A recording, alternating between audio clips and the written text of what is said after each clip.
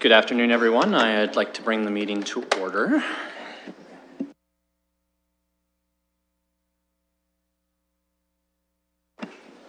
To open the meeting, I'd like to seek any declarations or disclosures of pecuniary interest. Look to the committee.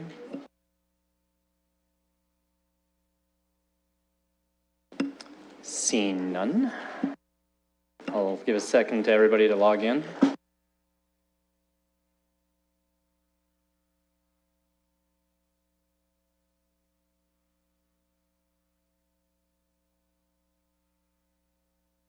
While we're waiting, I'd just like to welcome Huda El Ayoubi. She's an intern planning student joining us today, and welcome to the planning committee. This is going to be fun and hopefully succinct. Had you been with us 2 weeks ago, we would have been in good shape. Mr. Fleming. I'll just point out that Huda's been with us for the day today and will be with us tomorrow, so she's getting some good exposure to planning. She's a talented individual. She also has a degree in architecture, and she's currently at Waterloo in planning.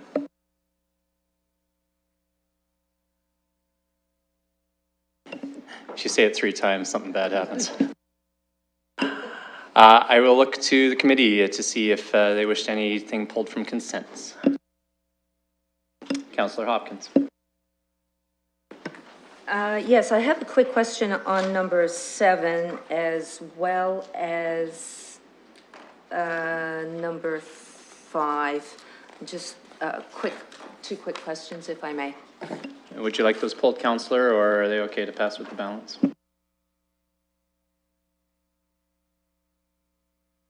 All right. Any others?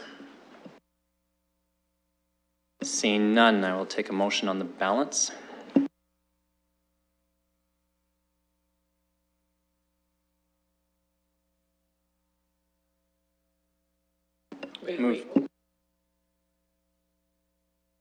It's moved by Matt Brown and seconded by Councillor Hopkins. Discussion. I'll look to my left and my esteemed colleague from Warden.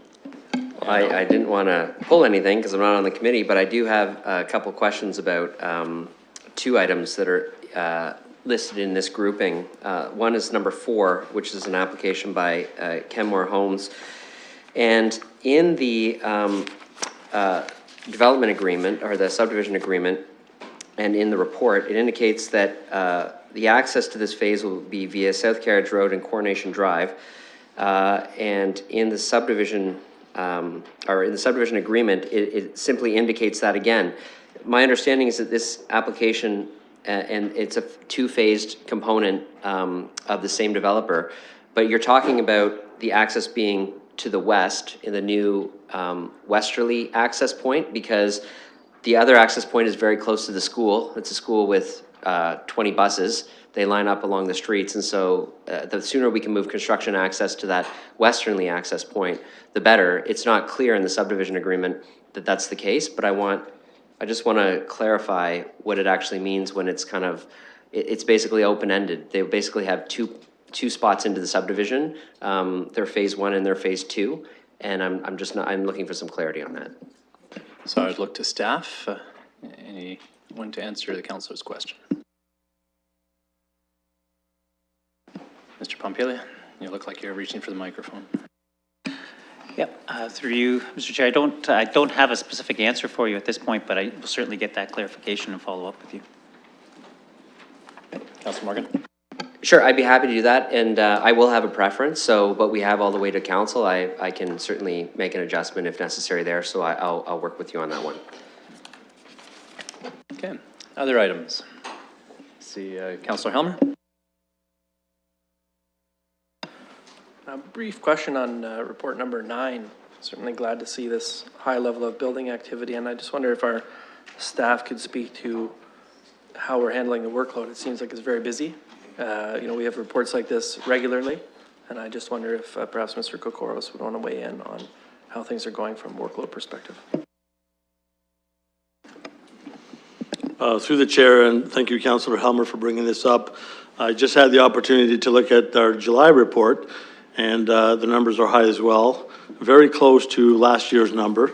numbers, and I know that last year was an all-time record in terms of building and construction activity. What we have done is we have hired additional building inspectors, some on up to 2-year basis, and as well as plan examination staff to accommodate the additional workload. Not to preempt the budget process, but are we going to be expecting to see some kind of assessment growth business cases coming forward? It seems like this is something that's very well aligned with assessment growth, isn't it? It's what's actually driving the assessment growth is the building of new buildings. And I just wonder if we could expect to see something like that coming forward. I see Mr. Kotsifas is not here yet, but I prefer if we can get back to you on that, Councillor, through the chair.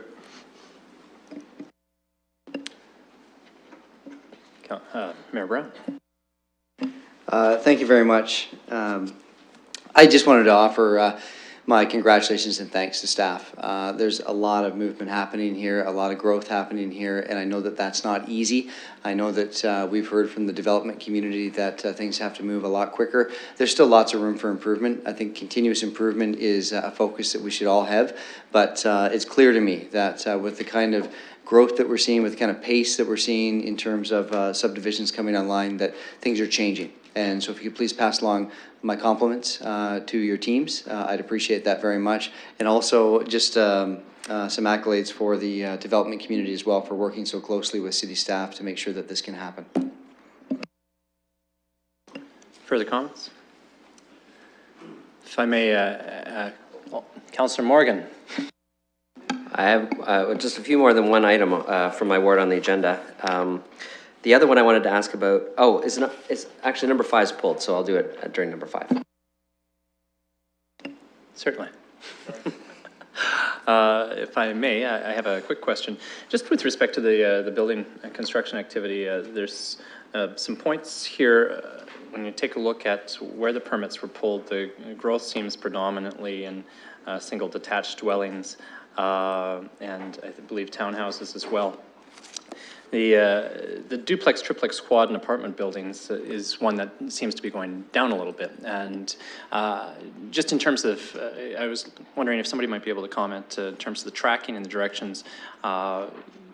If our goal ultimately is to try and augment intensification, these numbers kind of go the other way. I know that we've done a significant amount of approvals over the past little while, but the building permit numbers themselves are a little different than showing an intensification itself.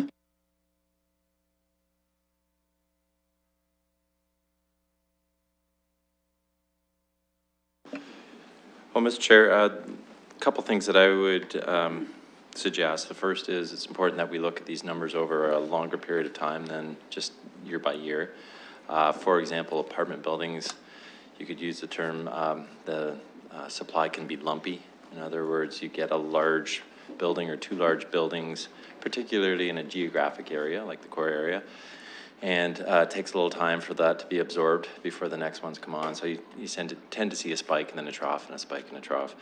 I'm just looking at these numbers as well, and the second thing I'd offer is that it appears the end of June 2017, townhouses is up considerably from the previous year, if I'm reading this correctly.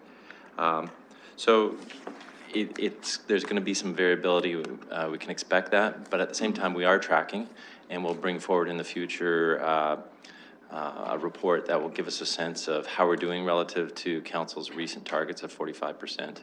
And I will say, in some of the work that we did in preparation for the London plan and even beyond that, we've seen some really good, strong numbers in terms of intensification in that primary transit area. Thank you. And a quick follow-up. When we see the trend over that year to date, I guess, and seeing about 5.3%, when we annualize that, it probably comes out around 3%. I'd imagine there's some seasonality to this, of course. We're seeing population growth in London at about 1.2% and new home starts outpacing that.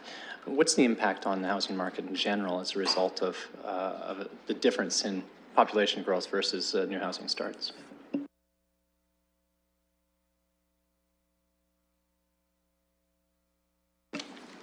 So, Mr. Chair, certainly would welcome through you, Mr. Yeoman speaking to this in more detail, but I will say that we're currently undertaking growth forecasts in preparation for the next development charges bylaw, so you'll see some of that discussion in there. I would point out that there's some complex things going on behind the scenes, so when you look at population growth and maybe that population growth being at a different rate than growth of unit development, that could relate to things such as reduction in the average persons per unit. And there's some other factors as well that feed into those numbers. So that's something that you'll see in the not too distant future. Thanks. Okay, so I'll take, I've got the motion moved and seconded. We can call items 2, 3, 4, 6, and 8, and 9 if there's no further discussion. Seeing none. I call a vote.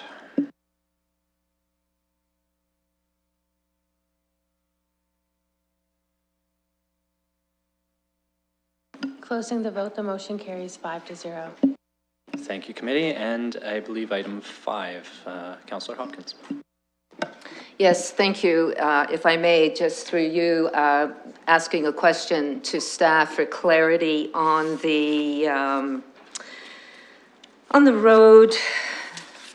It's White Oak Drive as it goes over, I assume, a green space or a ravine, and then it continues, and just was curious to know what the plans for that extension, if any.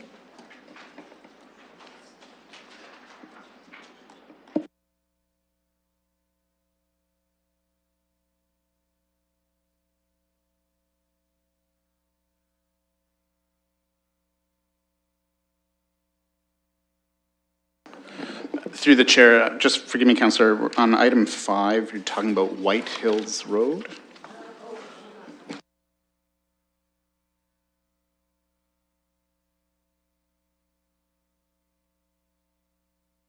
The Fox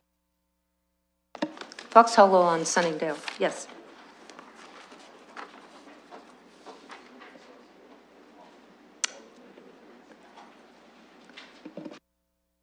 Sorry, hi, Councillor. Are you referring to the Water Oak Drive and the extension across the Herd Drain?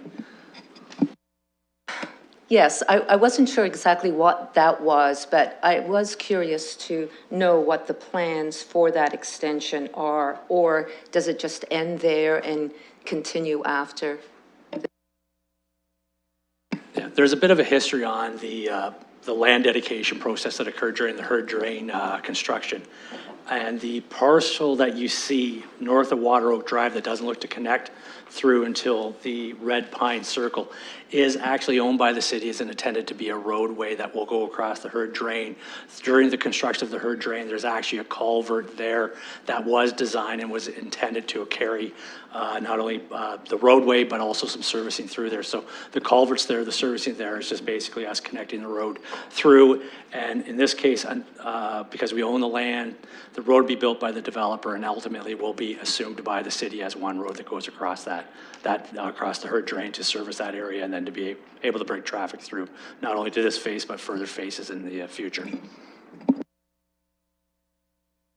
And the timing for that, would that be done after the development? No, they're going to need that access as part of the development. That's the only way they get in there at this moment. So they're in the, I believe it's close.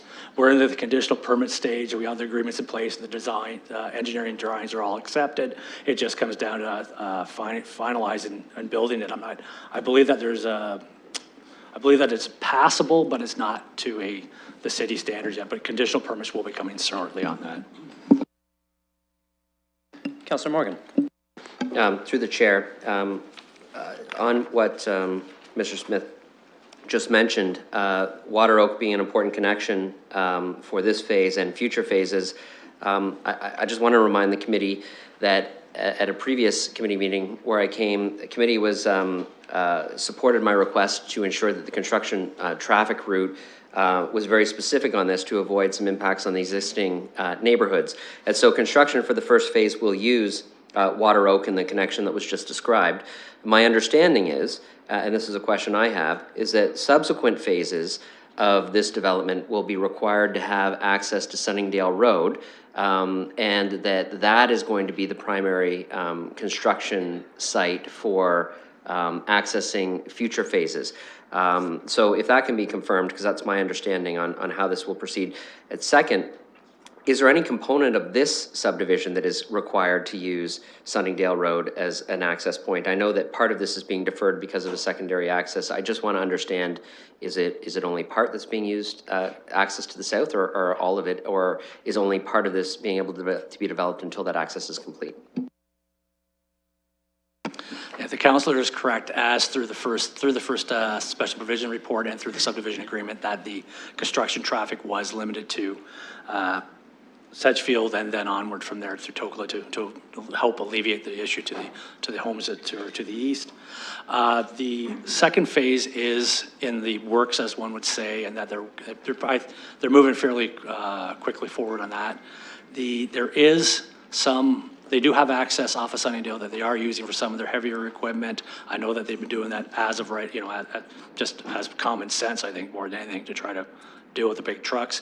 But yes, the second phase will have to include the access onto Sunningdale, and that would be where the traffic would be directed at that time when that access becomes available through that second phase. Because they can't, because of the H100 that's remaining on this, they will require that second access to go over the 80 units when the second phase comes into place. Through the chair, thank you for that. And I know that Auburn is the developer here, and I've spoken with Mr. Stapleton, and I know that they are, although they don't have to, they're trying to use the northern access as much as possible because the constituents to the south are very vocal about the impacts of construction on that neighborhood. So I appreciate that, and I appreciate the explanation. So thank you. Anything further on 5? Seeing none, I'll take a motion.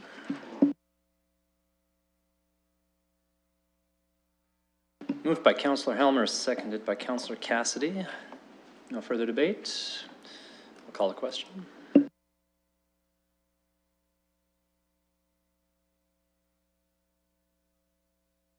Closing the vote, the motion carries 5-0. And number 7, Councillor Hopkins. Thank you. And I know this is an application in my ward, and I understand it went to Committee of Adjustments for a public participation and site plan review. And I'm just wondering if staff can give us an update as to what happened. It went to Committee of Adjustments this afternoon. Certainly.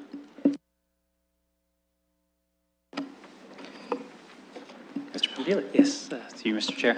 It's my understanding, I had a brief opportunity about 15 minutes before this meeting started to talk to the planner. And it's my understanding that it was heard before the committee and it was approved with some conditions.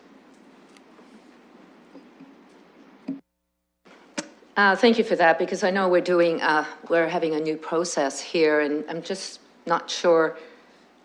It's a little bit confusing sometime where the application is, and I know I get requests from the public as to where this application is at, and it's good to know that we're following, it's gone to Committee of Adjustments, approved with some conditions, as well as tonight we're removing the holding provision for the 51 units. And I just want to thank staff too for, in their recommendation, that within the development agreement there will be that condition to contain measures to address the construction. This is right across from a school. Commissioners Road is very, very busy, very narrow, and this building is going to be built pretty close, so there's going to be a lot of activity, and it's also an area that is frequently used by people walking into the village, so I'm glad to see that as well. Okay. Any further discussion on 7? Seeing none, I'll take a motion. Moved by Councillor Helmer, seconded by Councillor Cassidy. 1-2 punch again. Further debate? None seen. I'll call the question.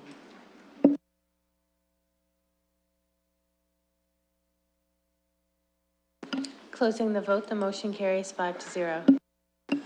Thank you, and I think that brings us to item 10.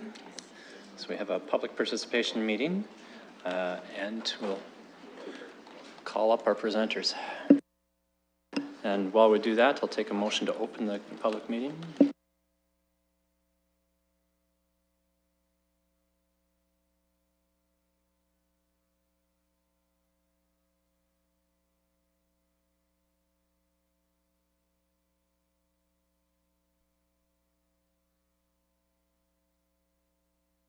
Okay, calling the vote.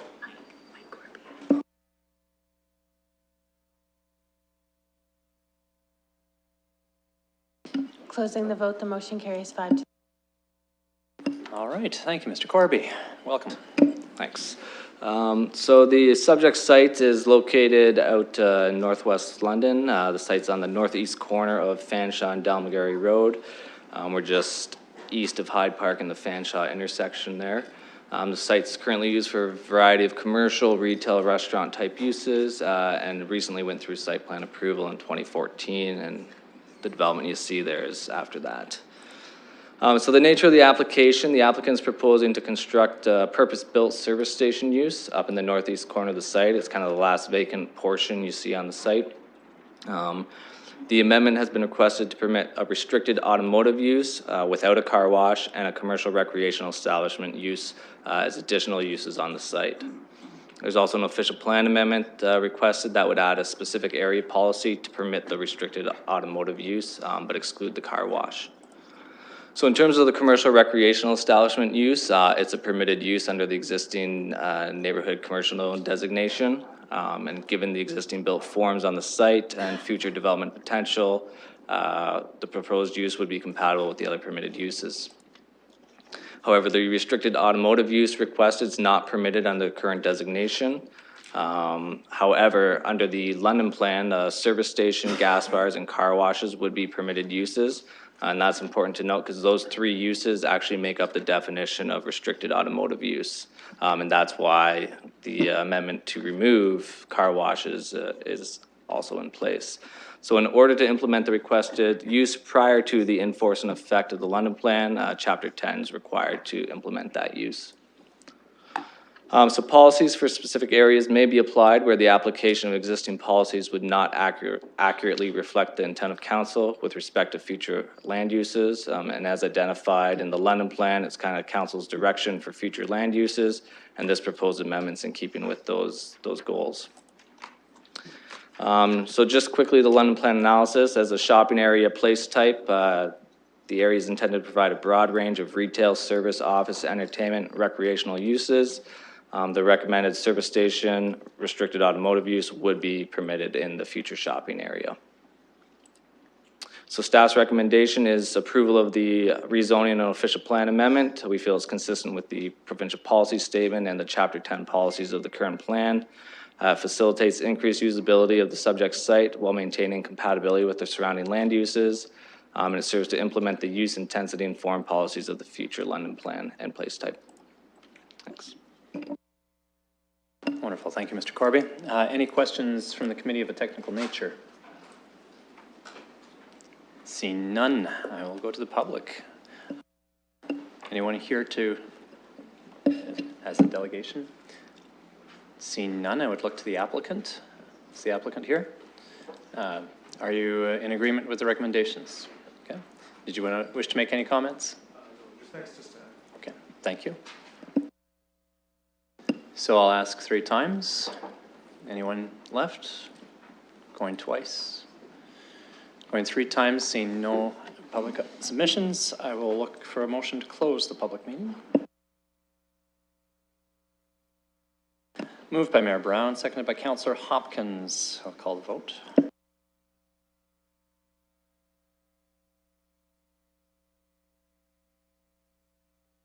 Closing the vote, the motion carries 5-0. Perfect. And I will look for speakers. Councillor Morgan, perhaps you want to be on that list. So I appreciate the work that staff has done and the applicant's done on this particular item. I reached out to the constituents in the area to ask for any questions that they had. There were only really 2 that came up, and maybe through the chair they could be responded to. One is why the report was so interested in, like, specifically talking about, like, not having a car wash. Is there a reason why there's, you know, we don't want car washes in that part of the city. I know that you explained the scope of the details, but it seemed like it was in there a lot. And the other question, actually from a group of students at St. Andre Bessette High School, there's currently an access point in the north east corner of that. They like that there because it gets them to the McDonald's very easily. And is development there going to change anything? Through you, Mr. Chair. So in terms of the car wash, what happened was the property to the north, the senior center, had concerns about a car wash. We told the applicant about the concerns, and they decided just to remove it from the application to make things smoother. In terms of the access point, that would be, I would assume the site plan agreement would have fencing of some sort all along there. So if there's access there now, I'm not sure what will happen in the future.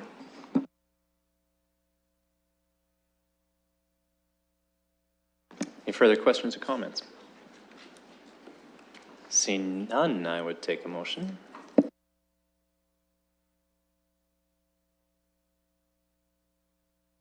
Staff recommendation is up. It's moved by Councillor Helmer, seconded by Councillor Cassidy. And no further debate. We'll call the question.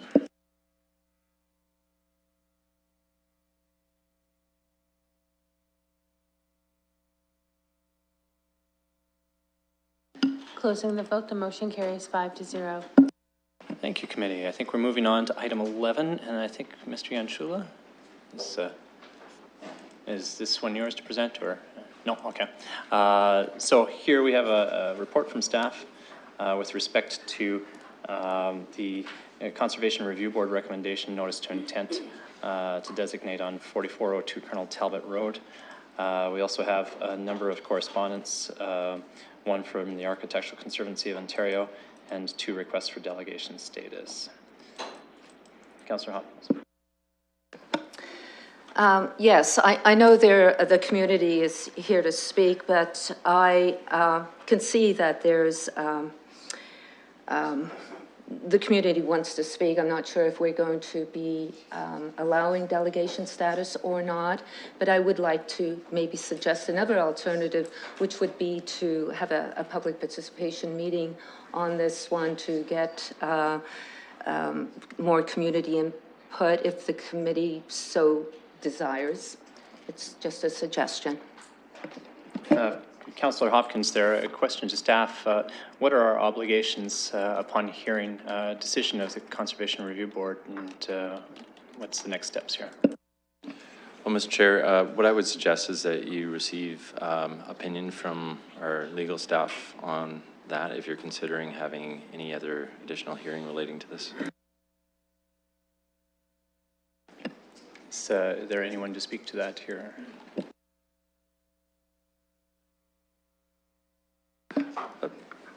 Mr. Chair, I do believe that our legal staff are on call and standby. And there we go. Ms. Daughtry, welcome.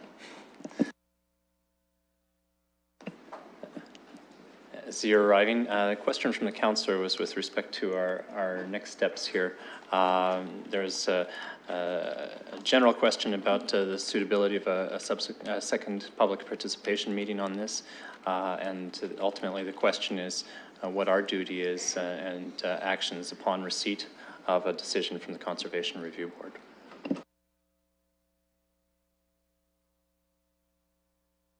Sorry, Ms. Daughtry. Oh, Mike, there. Can you hear me now? Thanks.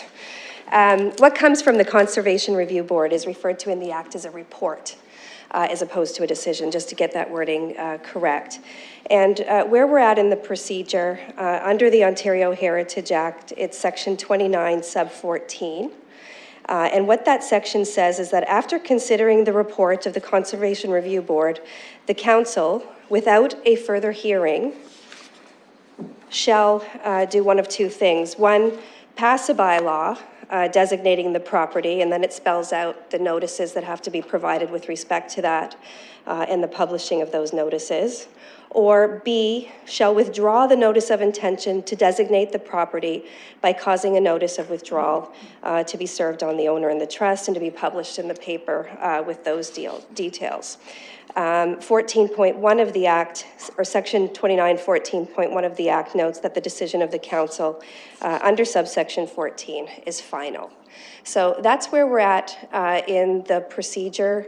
As far as that goes, you may wish to consider hearing advice as with respect to the implications of the procedural state that you're at now in closed session, if you wish some further information aside what's spelled out in the Act. Okay. I see a nod from Councillor Hopkins. Would you like to make such a motion?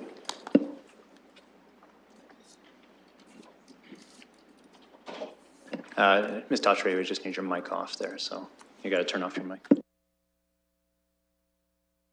Yes, I'd like to see if we can get legal advice and go in camera. And I see a seconder in Mayor Brown. Get that up on the screen.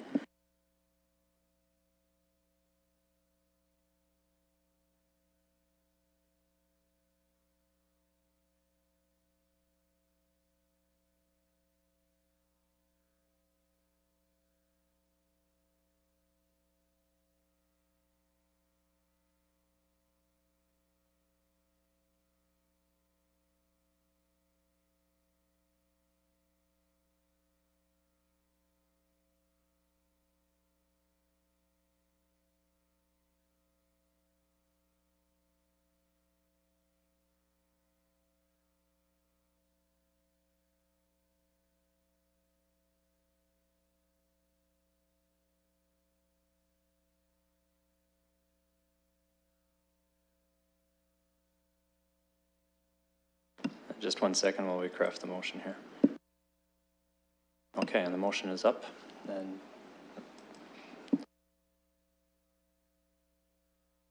moved by Councillor Hopkins, seconded by Mayor Brown. Any discussion? Seeing none, I'll take a vote.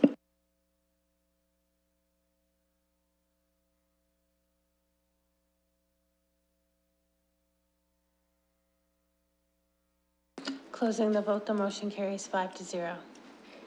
Just for the public, we'll be rising to go on camera for a few minutes just to get legal advice, and we should return shortly.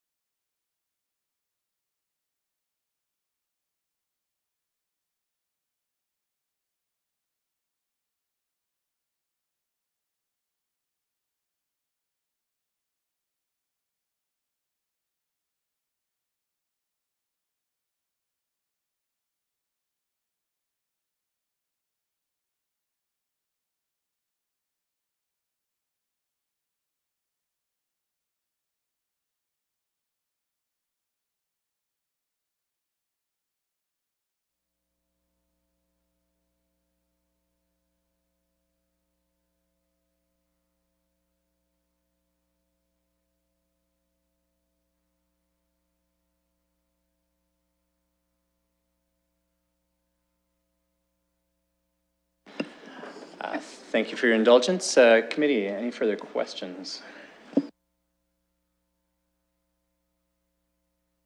Councillor Helmer. Thank you. Through the chair to our staff, I wonder if you could describe the process once a property is designated, where the property can be altered through a heritage alteration permit, and what avenues might be available once a property is designated. Mr. Conyo. Through the chair, the process is the heritage alteration permit process, and the test under the Act is if the alterations are likely to affect the heritage attributes. So things that are likely to affect those heritage attributes as identified in the designating bylaw would require that approval. That approval rests with Municipal Council after it consults with the London Advisory Committee on Heritage. Councillor Helmer.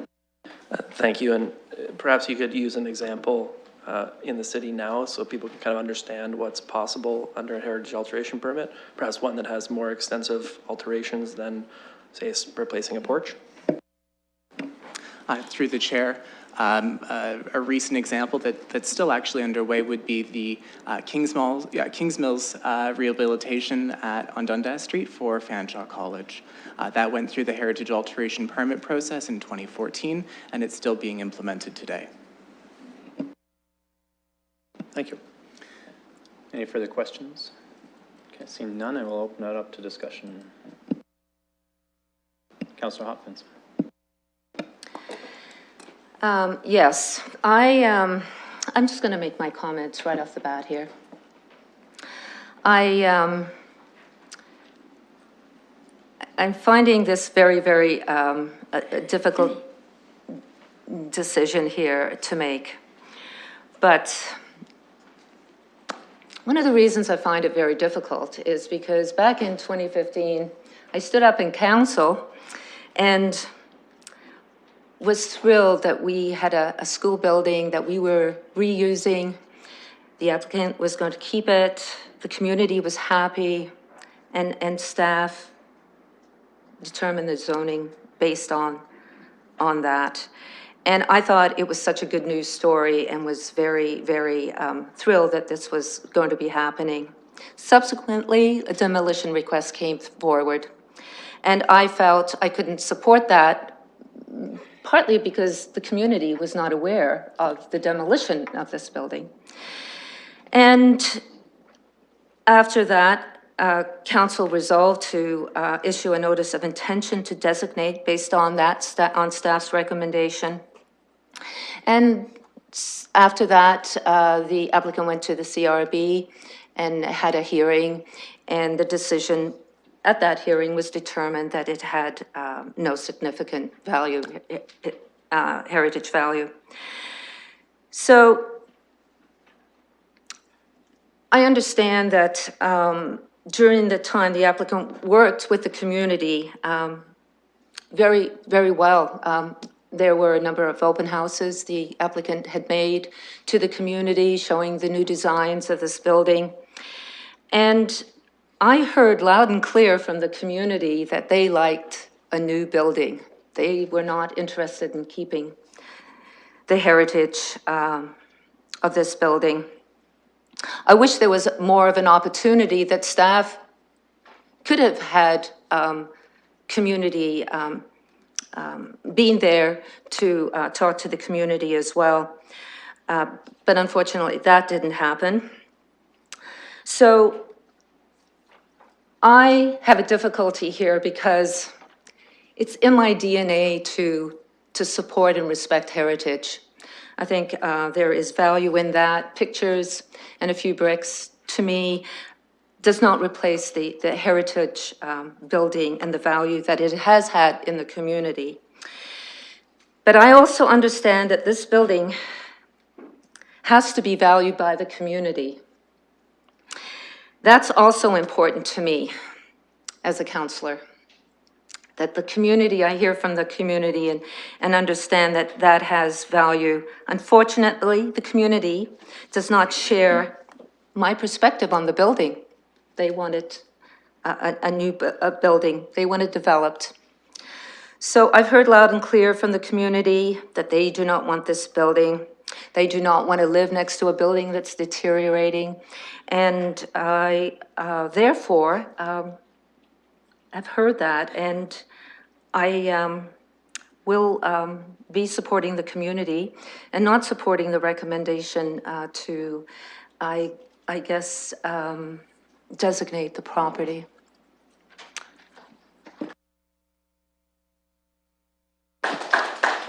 Just for the gallery, when people speak, we refrain from any outward expressions, mostly because there may be those who have contrary opinions, and we like to respect both sides of the debate. So that includes applauses and boos.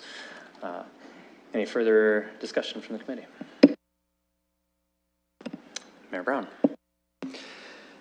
Chair, through you, I think that the ward councillor has spoken very clearly on this issue, and I know that Councillor Hopkins has been working very closely with her community over this extensive period of time as this site has been evaluated.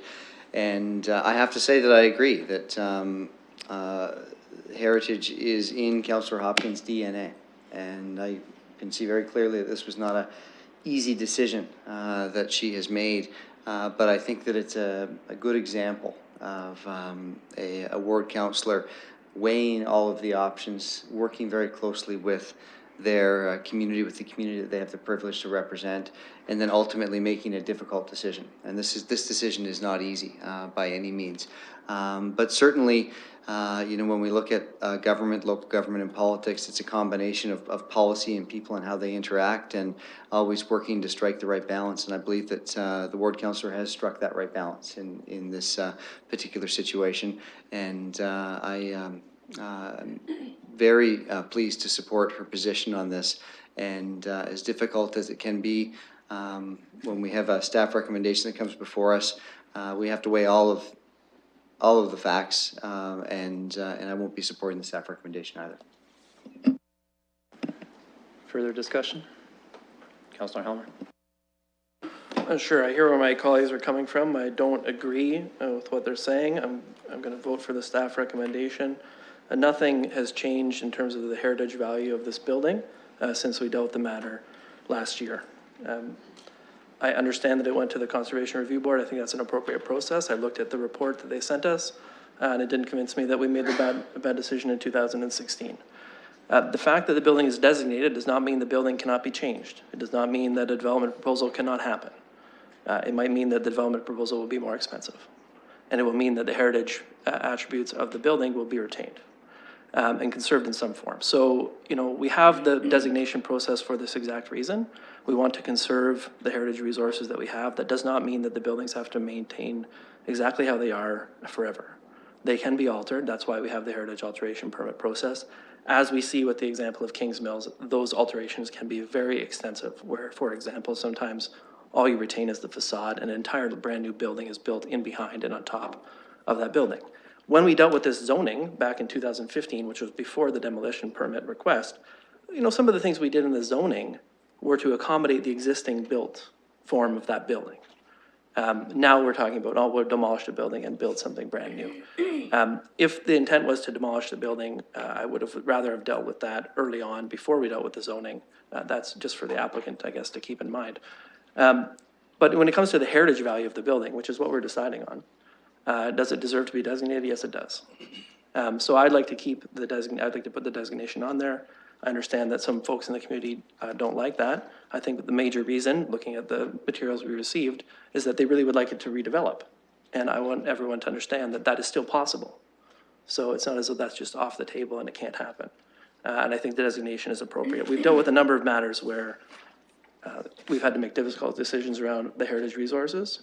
And I think in this case, from a heritage perspective, it's very clear that we should designate the building. Councillor Cassidy. Thank you, Mr. Presiding Officer. I wasn't at the meetings last year when this was debated or discussed, so this is my first kick at the can here. It's interesting that Councillor Helmer brings up the Fanshawe and the Kings Mills building, because we know as a council and everybody in this building, we know how much it can cost to preserve heritage buildings. It's not a cheap matter, because we are the stewards of the old South Street Hospital buildings right now. We know how expensive that has been for us.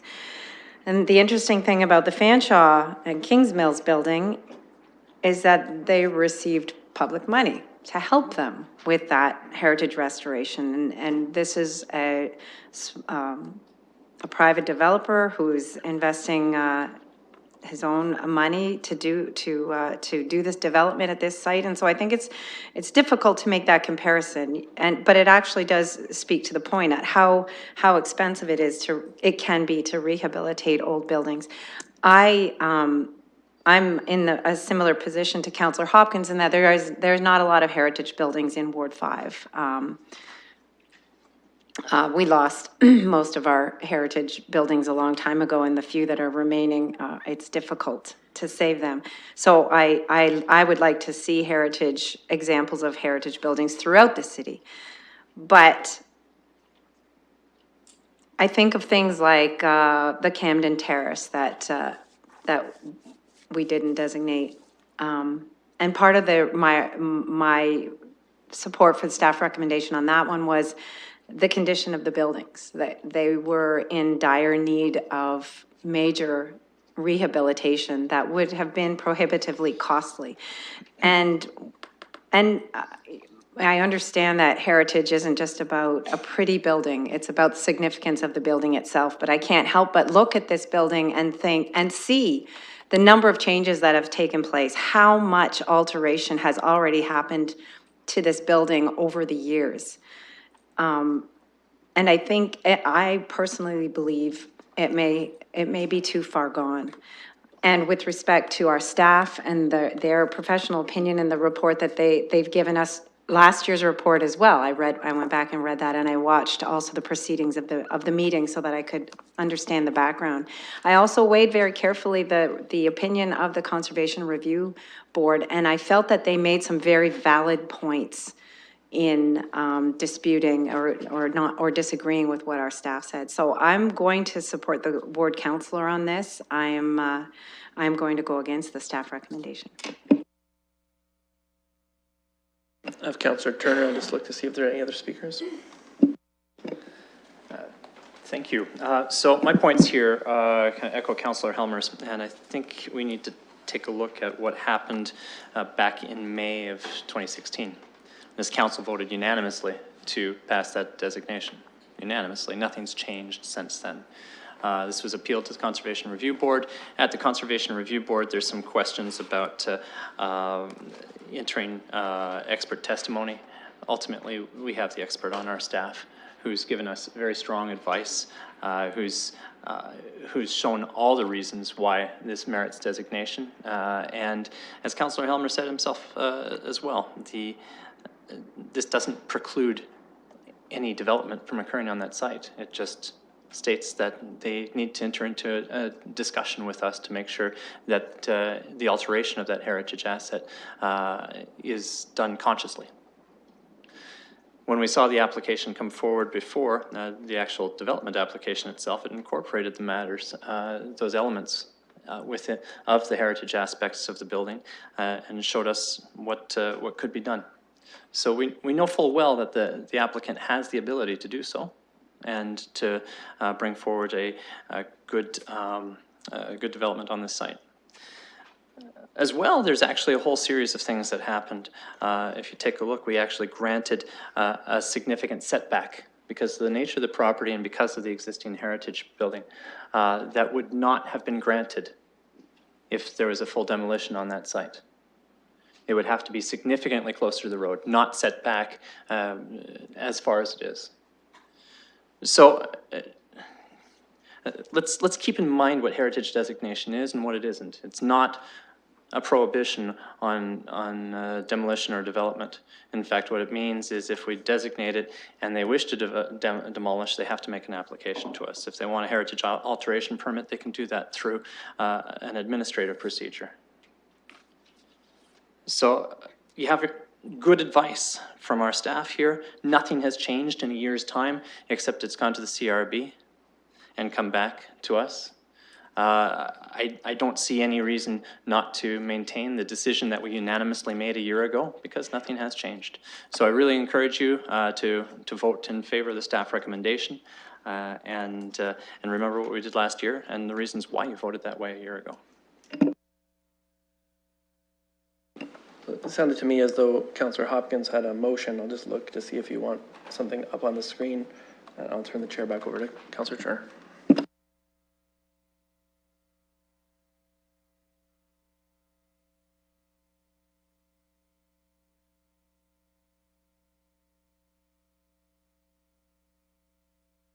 So on the screen is the nature of Councillor Hopkins' intent to withdraw the intent to designate.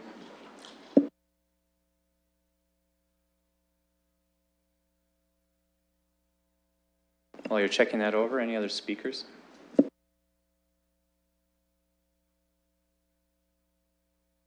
Seeing none, we'll put that forward for movement and seconder.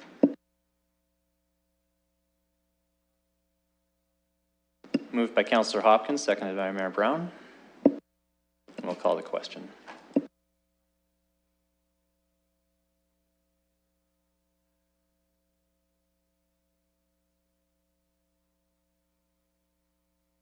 Closing the vote, the motion carries 3-2. Okay, and for the community, there were two requests for delegations. We've received those communications and not granted delegation status. As you heard earlier, the matter before this committee is to make decision without further hearing. So that's what we've done in this case, just for your understanding of why we didn't hear the delegation requests.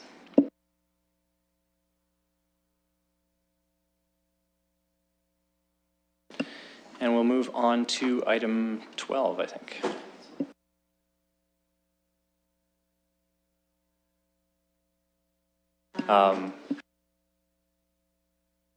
Sorry, just 1 second, just checking to see if we need a motion here.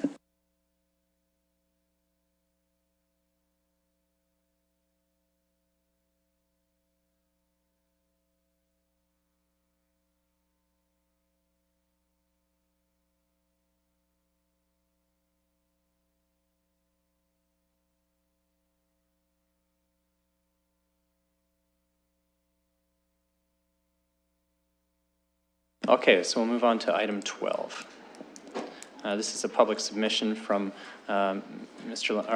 Lombardi from Siskins Law Firm with respect to 1108 Dundas Street with respect to the inventory of heritage resources. Councillor Helmer.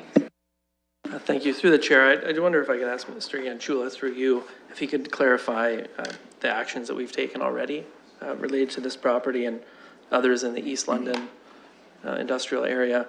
And I think there's been a little bit of a miscommunication here between MCO, who owns the building, and following what's been going on with our process. So I just wonder if our staff could clarify. Yes, through the chair. On June 28th, the Stewardship Subcommittee of Latch considered at its regular meeting a roster of 15 industrial heritage properties that it felt Latch should add to the Heritage Register as listed properties. On July 12th's Latch meeting, Latch agreed that that was good advice to give to City Council, or sorry, to the Planning Committee.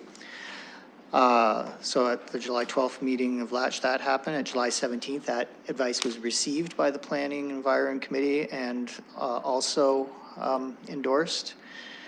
When we knew that, we did as we always do, well, as we've come to do, let the property owners who may be listed know that they're going to be up for consideration by council, which is the only body that can list. So we sent letters on July 18th to all of the 15 property owners. On July 20, we got nothing back at the time. July 25th, council took the advice of the Planning Environment Committee and asked that those 15 properties, including the one that's subject to today's discussion, to be listed properties on the Heritage Register. When you're listed, you've made the decision that council believes properties to be of cultural heritage value and significance. They are not designated properties. The only Heritage implication is that if there were to be a request for demolition on a property, there would be a 60-day decision period that council could take advantage of to receive a report on whether they merit designation or removal from the list, and demolition can proceed. Thank you. Councillor Helmer. Thank you. I appreciate you clarifying what the situation is. I was in correspondence a bit with the lawyers for the owner of the building today, because I was trying to understand whether they wanted to seek delegation status here today or what have you. And what I'd like to suggest is we receive their communication, and that taking this information I just heard from the staff, I can get in touch with them to explain what has happened and what's going on. And if they want to seek delegation status at a future meeting, we can deal with that at that time. And I wonder if my colleagues entertain a motion to receive their correspondence. Okay, I have a motion from Councillor Helmer on that. Any discussion or seconder? Councillor Helmer. I do want to note, I see Mr. Vasquez in the back, and I know he's been instrumental in bringing forward the East London Industrial Heritage for consideration. I just want to thank him for his efforts on that front. Great, thank you.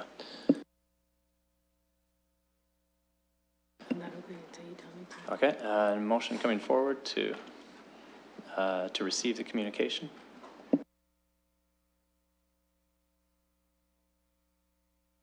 It's been moved by Councillor Helmer. Look for a seconder. Yeah, let's second. Oh, you know what? My apologies, my screen's not showing it. There we go, and we'll call the question.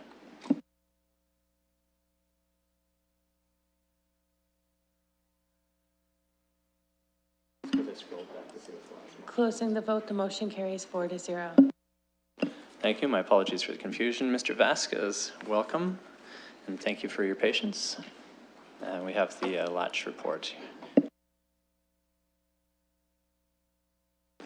Thank you. So I'm the Vice Chair of Latch. The Chair could not be here today, so I'm filling in on his behalf. The only thing I need to discuss is 440 Gray Street, which we are asking be designated. A demolition request has been received. It's a Ontario cottage on Gray Street in Soho. You can presumably see in front of you the proposed statement of cultural interest. So I'm not going to belabor most of those points. The points that I do want to add, this is an area that's pending, that's under study for a potential for a potential heritage district in the next 2 to 3 years. And that's public information. Anyone who pays attention to the process in the city will know that this is an area that may be having extensive protections incoming in the next few years. And we're hesitant to see demolition of buildings in an area where an HCD is pending because of the precedent it will set and the open invitation that it provides to developers to demolish in advance of NHCD. Also, there's cultural significance that we weren't able to put into here. The property was owned for many, many years by members of the Jewish community, which is strongly associated with the Soho community at the time. There are still strong remnants of the community there. But it's a solid it's a solid Ontario cottage in a working class neighborhood. It's representative of the structures that existed at the time, and of the fact that this was how our working class lived in the late 19th century. Thank you. Thank you, Mr. Vasquez. Any questions? I might get us started. With respect to the Heritage Act itself, the criteria for designation, in your report, I don't see a specific identification of the criteria under which we would qualify for designation. Might you be able to help us with that? We're specifically thinking in terms of the contextual value, because it represents an important element of Soho's past as a neighborhood. And so it provides important context for the district. It probably wouldn't be a designatable building if it were in North London, or even to a certain extent if it were in Old East. But it represents an important part of the neighborhood that it is in. Thank you. So what we have is we've requested that Latch meet to give us an assessment on 440 Gray Street at our last meeting, and as they hadn't had an opportunity to weigh in. We have a staff recommendation that indicates that designation is not recommended. So now we have the two pieces of information that go forward for us to consider designation. From that, I guess I would look to the committee to figure out which direction you'd like to head. Councillor Helmer. Thank you. I wonder if we could get some comment from our staff. I know you didn't have the benefit of having the statement from Latch when you prepared your report, and I wonder what kind of comments you have, if any, on your recommendation now that you have that information. Dr. Dent. Okay, thank you through the chair. In my professional opinion, I still believe that this property does not warrant heritage designation under Part 4 of the Ontario Heritage Act. It is a solid masonry cottage with some details, but it's not a strong candidate for Part 4 designation. It's not rare, it's not outstanding or unique in terms of its physical attributes, its physical value. Direct associations with a history or event, the property does not have that in and of itself. The property does not define or maintain or support a character of the area. Now, designation shouldn't be determined based on an area that may be in the future designated as a heritage conservation district. Part of that process is to determine what that character of that area is. At present, that character hasn't been defined through that process. And finally, in terms of context, that value, part of the 906 evaluation criteria can be very problematic, I guess, in terms of in relationship to the other values. It's often used and reserved for context being evaluated as far as groupings of buildings. Also, properties that may have a primary building and a coach house or a secondary building, and that there is a context between and a relationship between those buildings. In this case, with 440 Gray Street, that isn't the situation. So that is my response. Thank you. Anything further from the committee? Councillor Helmer. Well, interesting situation we find ourselves in. I certainly appreciate the advice of our staff on all kinds of heritage matters, including the one we just dealt with.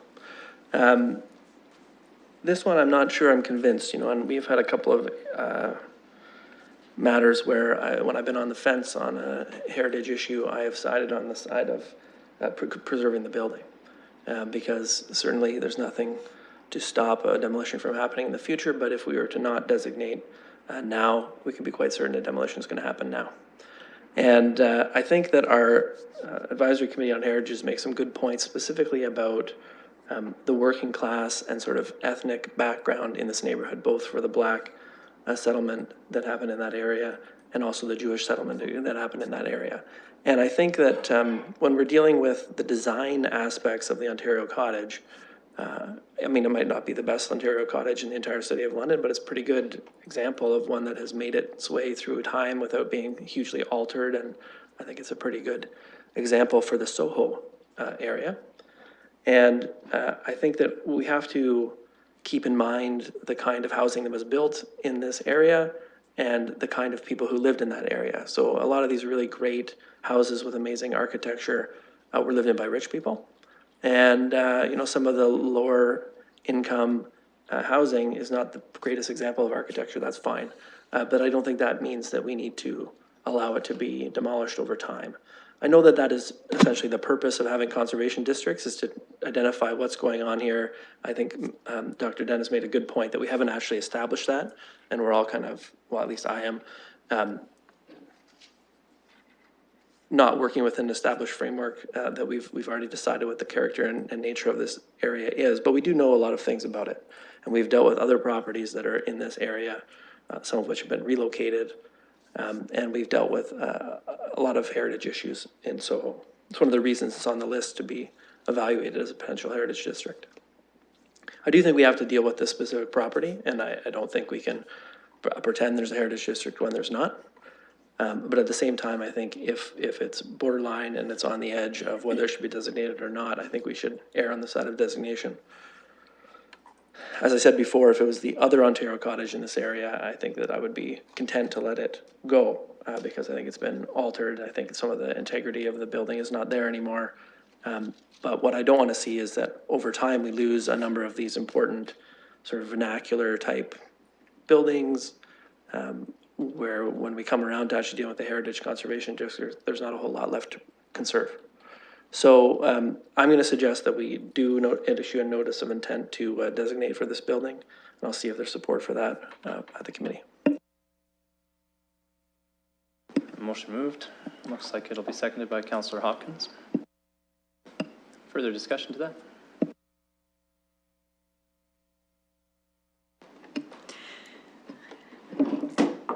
Councillor Cassidy. Thank you, Mr. Presiding Officer. So, I don't know. I'm going to come out and I know create a reputation in this one meeting as somebody that doesn't believe in saving heritage, but that's just not true. But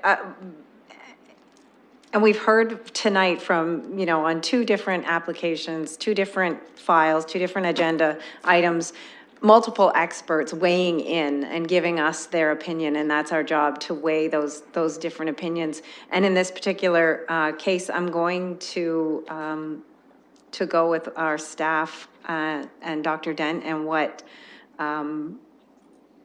she has recommended on our last planning committee agenda, and reiterated that again tonight. It's important to note that there's 3 criteria, and to be designated, a site only has to satisfy 1. And in Dr. Dent's report, this one satisfies none. So I see where this committee is probably going to go on this particular item, but I am going to support the staff recommendation on this one, and I will vote against designation on this property. Any further comments? Councillor? Thank you. Just because an area is up for potential heritage designation doesn't mean that will be supported. I know in the Hamilton Road area, it was a great majority wish that it would not be, and so that's not a direction that staff is going with that area. Although it's pretty cottage, I would also say that and point out that we sometimes forget the value of urban regeneration as well.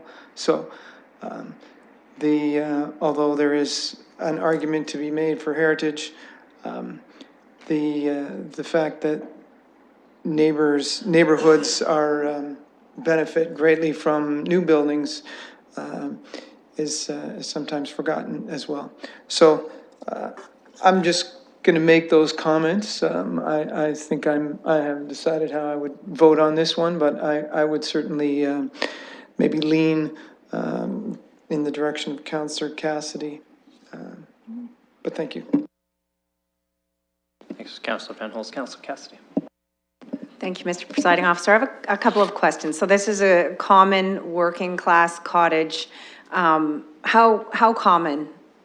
And I know, I remember Councillor Helmer saying the fear and the worry for him is that we identify this particular kind of building as common, and so there's tons of them, and so gradually they get eaten away because we think of them as so common that they're not worth saving. So my question through you, Mr. Presiding Officer, to staff is how common is this type of structure, and rough idea?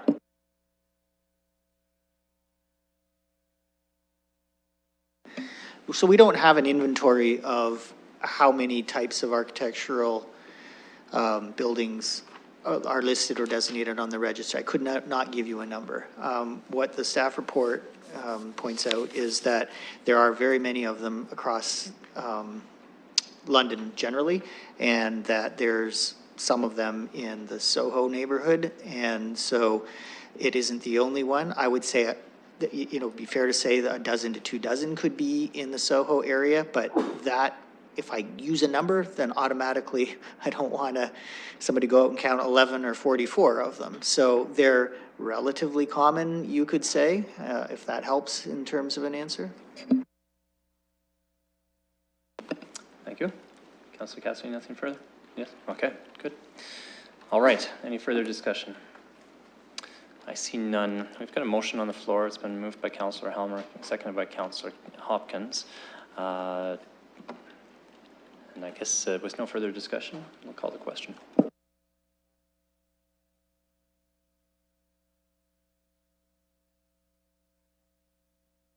Closing the vote, the motion carries 3-1. Thank you very much. And thank you, Mr. Vasquez, for presenting, and my apologies. Earlier I stated it just hadn't been aligned directly for me to see it there. You did state the contextual value in your written submissions. I appreciate that, thanks. Item 14 is NADID, it's the 8th report of the Advisory Committee on the Environment. Any discussion on that? Councillor Heller. I was glad to see that there was a request for a representative for the Municipal Advisory Group for the transit project assessment process. I think that's a good idea. I'm glad to see that happening, canvassing the Advisory Committee. Excellent. Further comments?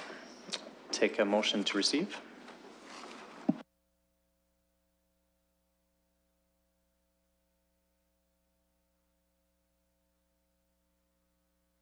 Moved by Councillor Helmer, seconded by Councillor Hopkins. I'll call the question.